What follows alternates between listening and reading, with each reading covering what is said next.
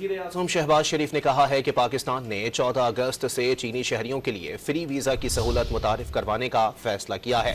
चीनी वफ़द के साथ बात करते हुए वज़ीर आज़म ने बताया कि पाकिस्तान ने फ्री वीज़ा का ये इक़दाम दोनों ममालिक की दोस्ती मुस्तहकम करने के लिए किया।